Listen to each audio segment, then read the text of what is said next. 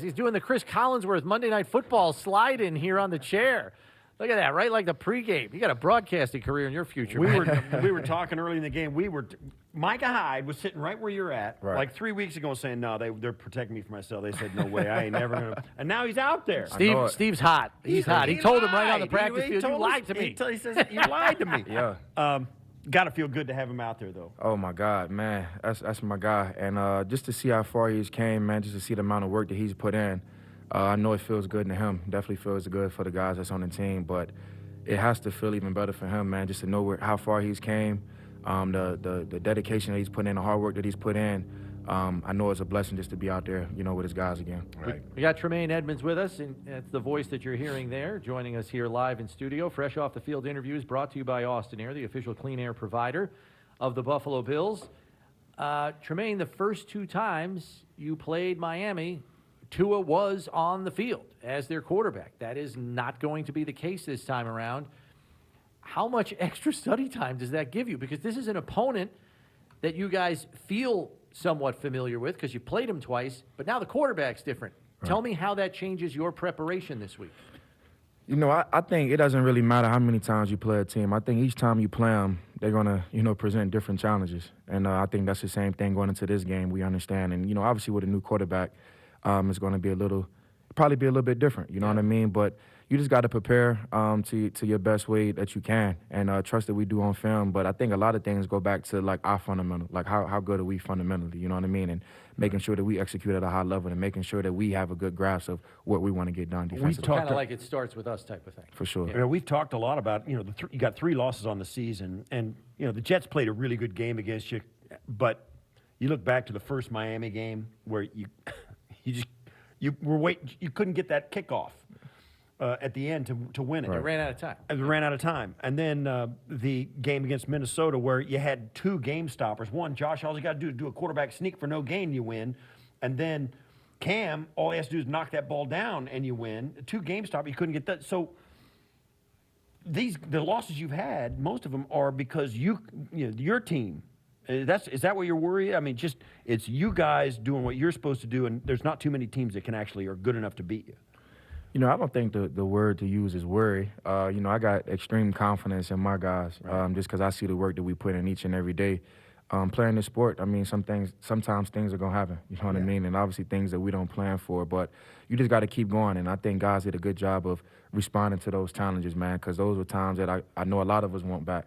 Not just those guys, man, but, it's a collective thing. I don't think just 1 or 2 plays, determines the outcome of a football game. It's a lot of plays into a game, but, it's just a couple that probably stand out. But as we know, players, as people that know the game, it's a lot of plays that, collectively, determines the outcome of games. But, nothing in the past is going to dictate what's going to happen in the future, man. So our eyes are forward and, our head down and working, man. We're taking this thing one day at a time. I know as focused as you guys are on Miami now, because that's what's in front of you, I just need to know. So last week, first half, Mac Jones is completing balls. Like he's making some plays for them, and they're staying in the football game. Second half, Coach Frazier's kind of mixing things up, commits to coverage a little bit, throws little pressure packages here and there. But in coverage, you guys are getting your hands on balls. I mean, you even got one. Your coverage assignment isn't even the target on the play. You're racing to the flat to cover the guy in the flat, and Mac's trying to put it over you to get it, and you're just like, oh, all right, I'll get a hand on that. Right. And then you get 2 tip drills for picks, you and Matt. What changed in the second half there where it just seemed like you guys were just keyed in on where Mac was going with the ball? I think, any game that you play, and, obviously a lot of teams are scripted to, like, whether it's the first 15 or whatever it may be. And I think it's just about us making sideline adjustments. I think our coaches did a good job with that, and, players did a good job of understanding what we were trying to get accomplished. And it was really just no panic, you know what I mean? Yeah. Like, things are going to happen in the course of a game. No game is going to be perfect. So it's about, looking at what you see out there, making the necessary assignments, making necessary adjustments, and talking about it on the sideline. No panic button was pushed, and guys understood that, hey, they got us this play, but let's rebound and come out the next drive and get a stop. How much film? I mean, Skylar Thompson's kind of an unknown commodity, but you have got some film on him. And is there differences that you notice in what Miami thinks of Skylar Thompson when their offense when he's on the field rather than Tua or rather than Teddy Bridgewater. If Skylar Thompson's the guy, even though there's limited film, do they give you any kind of philosophical tips as to what they're asking him to do that they don't want him to do, that they will ask Tua or they will ask Teddy Bridgewater? You know what I'm saying? Can you get an idea of what they're doing offensively with Skylar Thompson, that they're saying, well, they don't want him to do this, this, or this? Yeah, I think it's, as we continue to gather information throughout the week, I think a lot of those tales will come out. Obviously, present different challenges just as far as from quarterback, from Tua, Bridgewater, and him now. Each quarterback is different. How they want to attack the defense is going to be different. How they want to attack us is going to be different, So I think at the end of the day, man, a lot of it's just going to come back down to how well can we execute. You know what I mean? I could talk about it all day I want about, the opponent, but a lot of it comes back down to us and how well we execute defensively. The Bills and the Dolphins have met 4 times in the postseason in their history. This is meeting number 5. I don't know if you're aware of this. Your dad played in the first one. Bills, Dolphins, 1990 here. Bills beat the Dolphins 44-34. I don't know. I mean, I know you guys don't have a whole lot of conversations about football, or maybe you do with your dad on the phone after each week. Maybe he calls you after every game. I don't know. For sure. But has he ever told you about what that Dolphins-Bills playoff rivalry was like? Because he played in that first one. Yeah, he definitely told me about it. We definitely had some conversation. I wish you had some footage, man. I want to check him out and see what he's doing out there. But, he had 3. I have the stats right here. He had 3 catches for 21 yards in that game back in '90.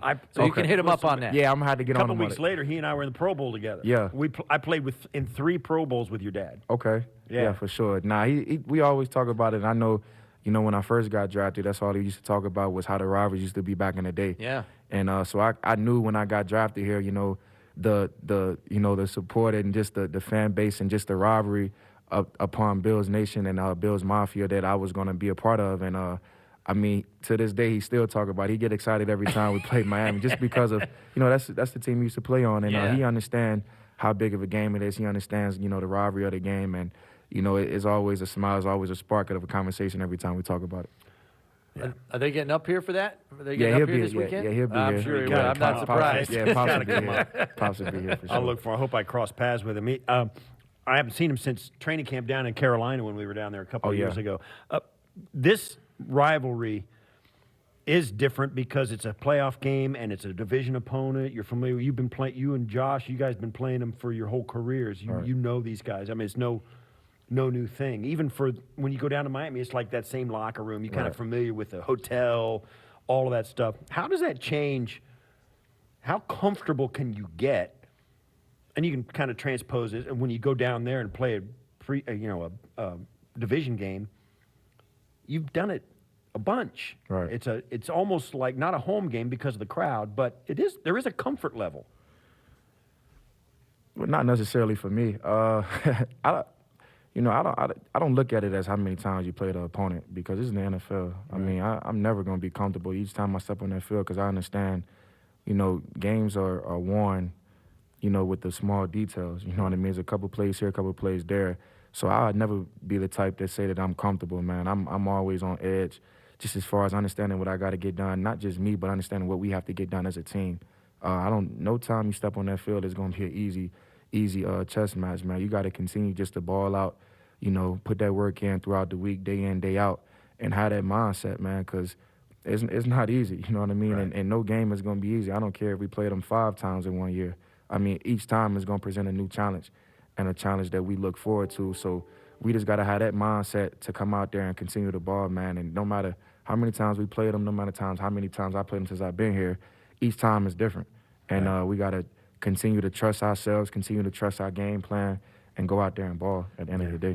Last one I got for you, Tremaine, is how, you always hear that common comment, turnovers come in bunches.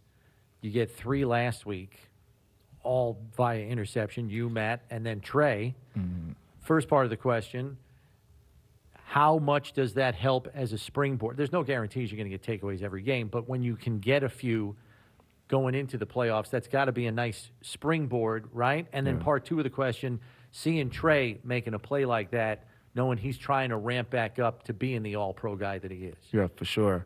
I think it's definitely a confidence booster. I think, just being a competitor, like a lot of guys are on the team, like everyone is on the team. I mean, now it's like, who's going to be the next one to make a play? And for the guys that got picks, I know, including myself, my mindset is, now let's go do it again, right? We're not comfortable. We're not satisfied with just making one. Now it's about, let's go see if we can really, let's go see how many we can do this week. So I think that's just the talk around the locker room. Now guys are hungry, to make that play. Now guys are looking at each other like, who's going to be that guy? And, I was excited to see Trey, man, just because I know the work that he's put in. Like every time that, I was in the building and I saw him in there rehabbing, man, he had a mission on his mind. And that was a return out there with his brothers. And just to see him come away with that, it put a smile on my face, and I know it put a smile on his face and his family's face, because obviously when you have an injury like that, man, there's a lot of mental roller coasters you go on. So just to see that happen, man, I felt good for him, and I'm extremely happy for him. And, he's back to work, and I know he want to grab another one. Yeah, we've been talking about, this Miami team, and a lot of conversation about Tua being in, now he's out, Teddy Bridgewater, and we've been talking about Skylar Thompson, the whole crew. But the two guys that are there that are unlike anybody else, Tyreek and Jalen. Right. You've got a lot of experience with you've seen the Chiefs with Tyreek, and you've played him twice. The Dolphins with Tyreek. He's a game breaker. He's a different guy. And Jalen Waddle brings something unique as well. Those guys, you would think, and for us, it seems like, wow, the Dolphins got to find a way to get those guys the football. How does that change your mindset when the game breakers for a club are guys you could hand it to them or throw it to them, but they're not like running backs. It's not like Travis Kelce in Kansas City. It's those guys out wide. How does that change your philosophy or your mindset? I think it's about having awareness, understanding where the players are at all times when you're out there on the field, and understanding threats by formation. You know what I mean? There's a lot of intel that you can pick up as, where are they putting this receiver at on this play? Is he, you know what I mean? Different type of tells that you can pick up. And I think those little small details are, what's going to help players out, what's going to help our team out when you play against guys like that. Obviously, dynamic guys that can make plays with the football. And, I think just those keys and a lot of that stuff comes with the film study you put in throughout the week. The problem is that only prepares you what they did before. Now you got to figure out what they're going to do next, exactly. right? Yeah, that's exactly. the problem, right? That's exactly. always that's the holy grail, right? You're trying to find what they're going to do next, not what they did last week. 100%, and that's what I said as far as just picking up little tells you can pick up, trusting yourself, trusting your instincts, trusting what you saw on film. And then, like you said, there's going to be a lot of things they give us that we haven't seen. Right. But that just goes back down to your fundamentals. Do what we've been doing. Do what our fundamentals tell us to do. And, guys will be fine. We'll be Tremaine, fine. listen, thanks for the time. We appreciate it. We know you got a busy week and a lot on your plate, so thanks for making some time for us and for the fans that are listening and watching. Good luck on Sunday. Keep those takeaways coming. Yes, all right? sir. Appreciate that. Thank you. And tell your dad, 3 catches, 21 yards. Yeah, I'm on it. I'm on it for sure.